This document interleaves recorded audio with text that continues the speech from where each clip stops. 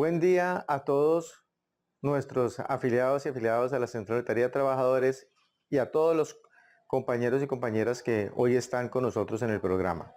Acaba de celebrarse el 7 de agosto, una fecha con la que se selló la victoria independentista en el puente sobre el río Teatinos en Boyacá y que fue un hito en el fin de la colonia española de todos los países andinos.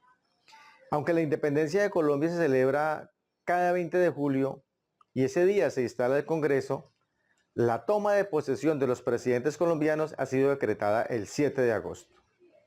Y el primer presidente que tomó posesión en esta fecha fue el conservador Carlos Holguín Mayarino en 1888. Dentro de toda la historia nos hablan que esto se inició con el florero de Llorente y la victoria militar sobre los realistas que ocurrió 9 años después y que se convirtió desde entonces en el mito fundacional de una nación que 214 años después no ha dejado atrás la violencia ni la pugna política y cultural sobre los pilares del Estado. Pero se desconocen 4 hechos ciertos, y es que el 20 de julio no fue el primer ni el último grito de independencia, y el primer grito de independencia se inició en el 11 de noviembre de 1811 con Cartagena, y que esto no fue una victoria solo militar, sino que fue un proceso tanto civil como militar. Y aunque la historia suele describir que la independencia fue la victoria de Simón Bolívar, es el escenario social y cultural dentro del cual se dio esta lucha y que fue tan o más importante que la misma gesta de Simón Bolívar. Y no solo se peleó porque había una voluntad de liberarse de la corona, sino porque se buscaba una igualdad de derecho entre los ciudadanos. Ellos estaban inspirados en la Declaración de los Derechos Humanos. Y esos derechos, aunque se fueron ampliando lentamente desde 1810, es una demanda que sigue pendiente 214 años después.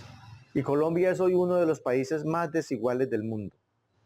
La independencia, más que un acontecimiento, fue un proceso que respondió al debilitamiento militar español en medio del auge de Napoleón y las crisis sanitarias que sufrieron los españoles por las infecciones como la viruela y la fiebre amarilla. Y esa misma historia no es un hecho del pasado, sino que es del presente y que sigue vivo. Los siglos XIX y XX en Colombia fueron una sucesión de guerras civiles que hoy en el siglo XXI siguen latentes. Hoy, 214 años después de la independencia, Colombia lucha por hacer cumplir un acuerdo de paz con decenas de grupos armados ilegales. La independencia no fue solo una guerra entre españoles y criollos, porque por un lado lucharon en ambos bandos subalternos blancos, mestizos, indígenas, afrodescendientes, neogranadinos, realistas y españoles. Y por el otro lado hubo criollos que pelearon para favorecer la corona y españoles que lucharon en pro de la independencia. Es decir, que esto es un proceso histórico que aún no ha terminado, compañeros. 7 de agosto. Salimos nosotros a marchar para apoyar las reformas sociales.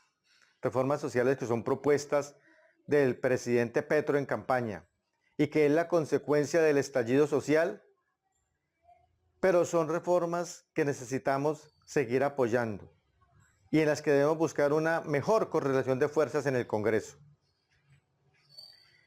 La lucha viene del año 2019, cuando la OIT habla de un contrato social renovado, y ahí nosotros damos la pela por acabar con este modelo neoliberal que nos ha afectado tanto.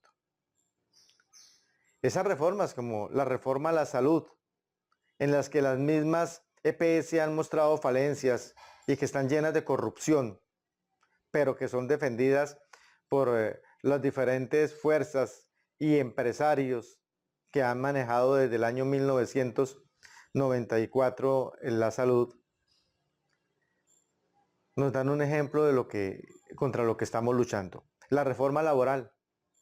El empresariado, y en especial los de la U, los conservadores y liberales, no aceptan los derechos colectivos, apenas aceptan algunos derechos individuales. Cuando se pide que se modifique esa reforma laboral, que es una recomendación incluso de la OIT, y en la que estos partidos niegan los derechos colectivos, cuando ellos fueron los protagonistas de llevarnos a los tratados de libre comercio y hoy se niegan a aceptar las recomendaciones de la OIT. El hecho de que hundan 20 artículos que hablan sobre la negociación sindical, el fortalecimiento sindical, el derecho a la huelga, y que se nieguen a discutirlos, es un temor al movimiento sindical.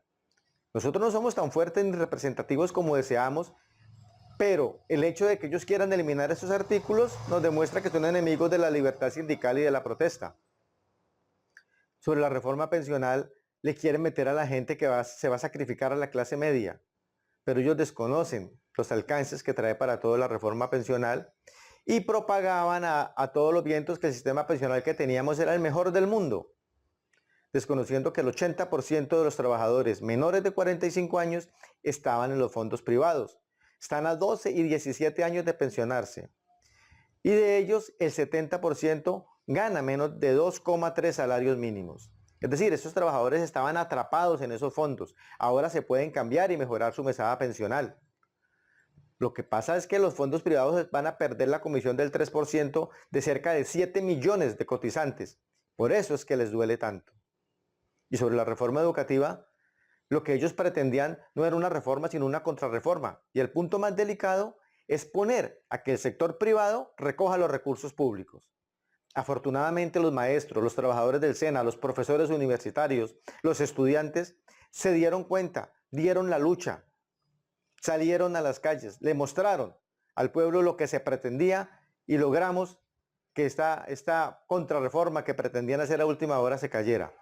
Si nos hubieran aplicado esa reforma, es como si nos aplicaran lo mismo que en el sistema de salud, que los recursos son públicos, pero la ejecución es privada. Gracias a los movimientos sindicales, gracias a las centrales, hoy en día esa reforma no pasó, pero hemos apoyado otras reformas. Tenemos que seguir rodeando el gobierno del cambio y rodeándolo para apoyar esas reformas que favorecen al pueblo. No podemos seguir dejándonos oprimir por las mismas familias y por los mismos grupos políticos de hace 200 años.